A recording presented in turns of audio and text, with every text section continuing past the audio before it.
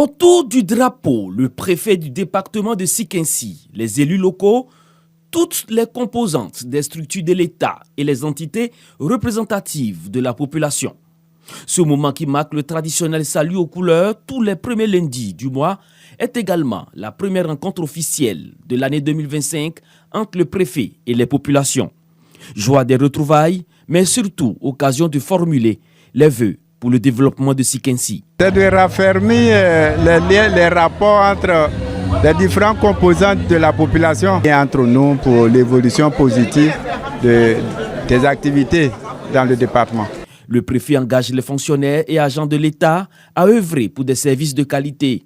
Dans cette dynamique, le maire Ngata Brié Joseph a offert aux services de l'État des kits de bureau. C'est pour aider les différentes directions et services à fonctionner sans interruption. Ce sont des mots de gratitude, des mots de remerciement. Il y en a au total 31 pour que chacun puisse démarrer l'année. Chaque lieu prône pour la quiétude de la vie de ces populations. Donc, notre projet immédiat, c'est de sensibiliser toutes les couches des populations vivant à Sikinsi pour dire que nous sommes un seul peuple. Les autorités communales et préfectorales souhaitent que l'initiative se perpétue dans un cadre global de solidarité et d'action sociale.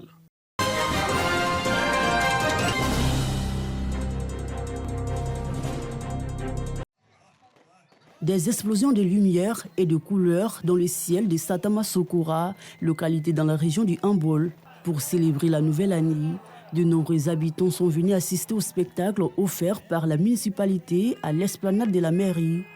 Dans cette ambiance chaleureuse et festive, les habitants ont également partagé un repas communautaire et ont vibré au rythme des prestations des artistes locaux.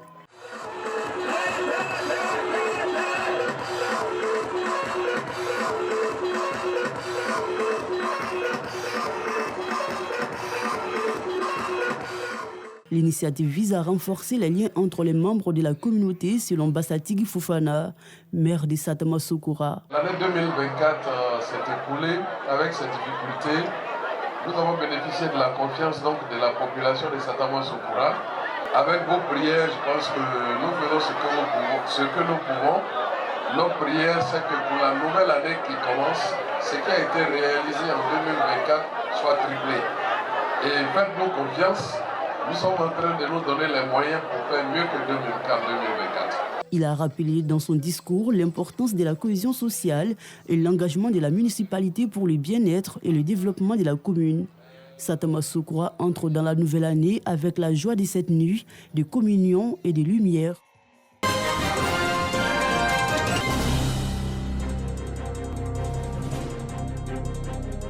Journée socioculturelle couplée à la célébration du Nouvel An à Tahansou, village de la sous-préfecture du Tiémé, département d'Oudiéné. Un événement marqué par un feu d'artifice, une première dans la localité. J'ai été vraiment ému, on a pu rendre heureux les enfants de Tahansou. Les festivités sont à l'initiative de la mutuelle de développement de Tahansou. Il s'agit de renforcer les liens de fraternité entre les filles et fils du village. Je profite de cette occasion pour souhaiter une merveilleuse année de santé, de prospérité, de bonheur pour chacun de nous et en particulier à son Excellence le Président de la République qui, grâce à sa vision et à sa clairvoyance, a permis de consolider la paix. Le souhait ardent de tous les fils et filles de Tahansou, c'est d'abord l'union, la solidarité et la détermination et l'amour pour leur village. Car nous avons des projets dans le cadre du développement. Occasion pour le sous-préfet de Tiémé d'inviter les populations à œuvrer pour la paix et la cohésion, gage du tout développement. Tahansou aura bientôt son école de proximité. Tahansou aura peut-être bientôt son ambulance. Ça fait partie du projet de développement. Mais moi, je prie tous les cadres de Tahansou. Le tronçon entre Tahansou et Indonégué soit inauguré. 6 villages de la sous-préfecture de Tiémé ont pris part aux festivités. Rendez-vous est donc pris l'année prochaine pour la 2e édition.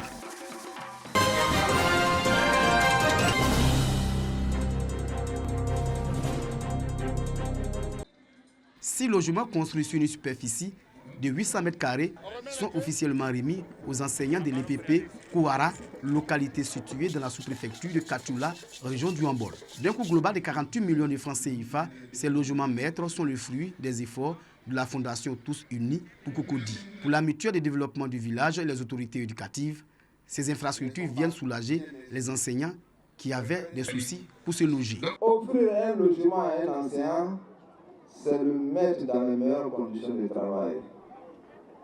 De nos jours, ce sont des actions qui sont de plus en plus rares. Notre choix est tellement immense que les mots ne suffisent pas de le signaler. Éric Taba, président du conseil d'administration de la Fondation et président de la cérémonie représenté pour l'occasion, souligne que la question de l'éducation demeure une des priorités de la Fondation. Les enseignants jouent un rôle fondamental dans le développement et l'épanouissement de nos jeunes générations. Il est impératif de leur fournir un cadre de vie digne et serein, afin qu'ils puissent exercer leur noble métier dans les meilleures conditions possibles. Le secrétaire général de la préfecture de Katioula exhorte les cadres de la région à continuer à s'engager activement dans le développement de leur localité. Pour rendre plus agréable l'école du village, la mutuelle de développement a procédé à la réhabilitation des salles de classe.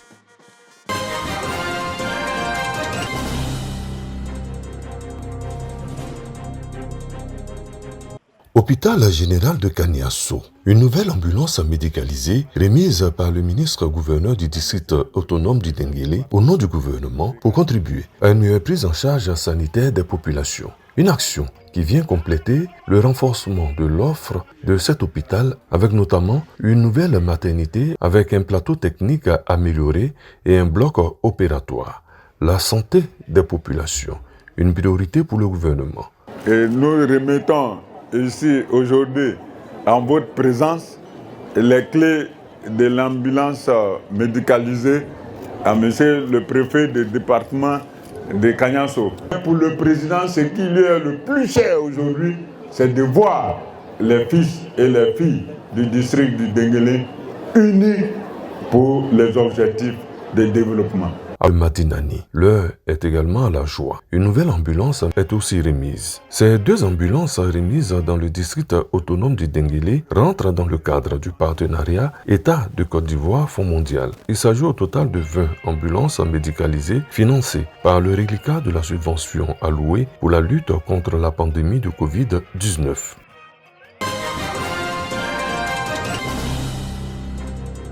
Garantir un cadre de vie sain et propice grâce à des actions de salubrité et de sensibilisation. Tel est le fil conducteur qui guide des initiatives du comité volontaire d'assainissement du quartier Koko de Bouaki. À travers le curage des caniveaux, les opérations de nettoyage intensif et des campagnes de sensibilisation, cette organisation s'efforce d'informer les populations sur les dispositions du Code de l'environnement relatives à l'hygiène et à la salubrité. Nous avons décidé de faire ça parce qu'au niveau de Koko, il y avait plus de déchets. Donc voilà pourquoi on s'est mis en association entre nous les jeunes pour pouvoir assainir, faire le curage de nos caniveaux. Après le curage des caniveaux, il faut faire la sensibilisation.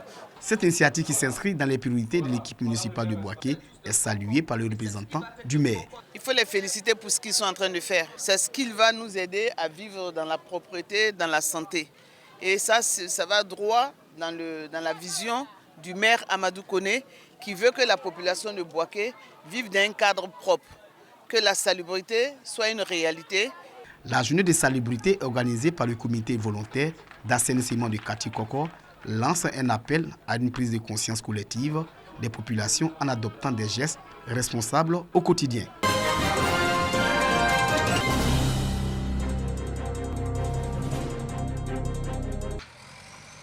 Opération d'enlèvement d'ordures ménagères dans la commune de Katioula.